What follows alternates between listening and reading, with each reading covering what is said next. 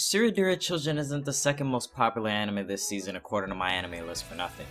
The different facets of the show that they present are all appealing in some way to the average viewer. These aspects of Tsuredure Children boil down to four things: eccentric characters, relatability, adorable romance, and some good old humor. But how exactly does this short anime make light of some of these vital parts enough to make it so popular? To answer that, let's start off with its characters. Since Tsuredure Children doesn't exactly have a main character, they instead focus on an entire cast of people and their relationships. However, since maintaining and progressing so many people at the same time is quite hard to accomplish, we're instead being shown the appeal of what the characters are on the outside to each other.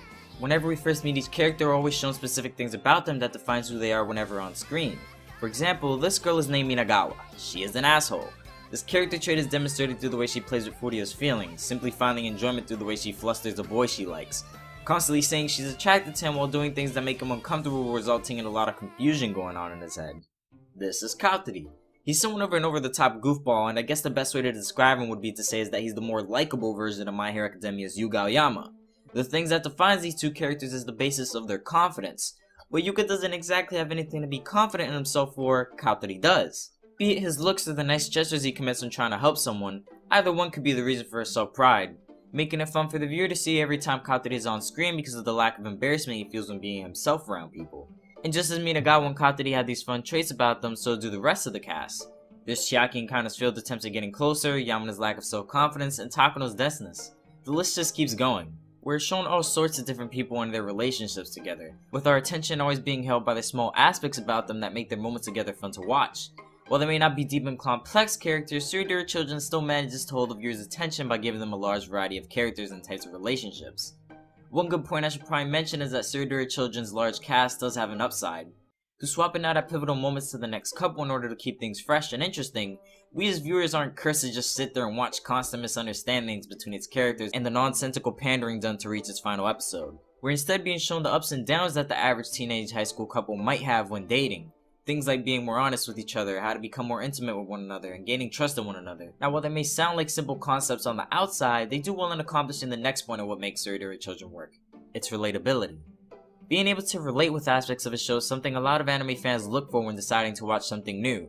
Tsuredure Children's author, Wakabayashi Toshiya, understands this very well.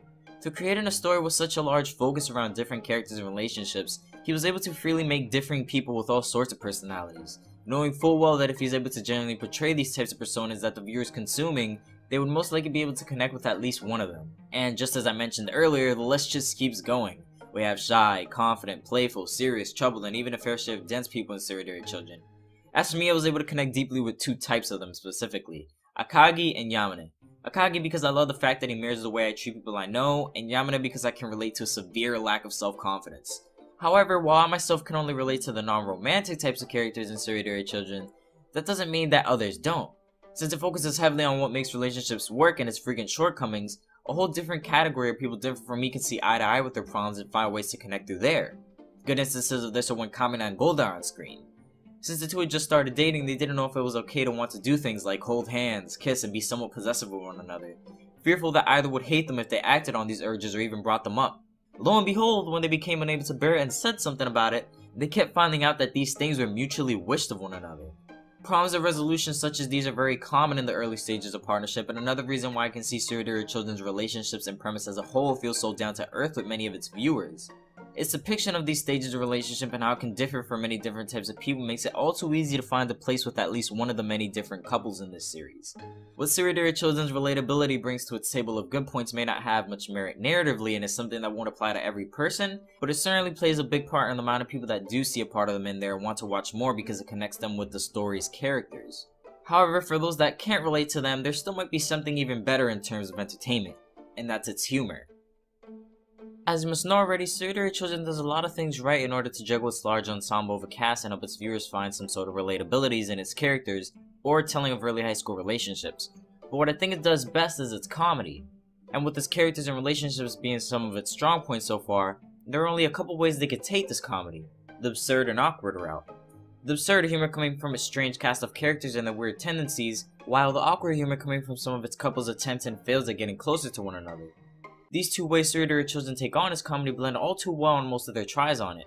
Prime moments of this usually fall on Chiaki and Kana's mishappenings in their relationship. The two had just started dating after a year of kind of misunderstanding that the two had already been together. However, the problem the two face now is how to successfully become more intimate with one another. While the desire for both of them to do so is there, they simply don't know how to go about it and have some bad timing with things on their tries.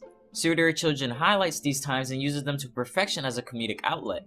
Glaring moments such as the time Chucky's mom busted in on them trying to have sex, or the even sadder amount of times they messed up their first kisses in hilariously awkward manners. I felt myself each time as these things happened to them covering my eyes and screaming at the screen because of the embarrassment I felt for them, leading me then into laughter once they finally gave up on their attempts because of how the awkwardness killed the mood.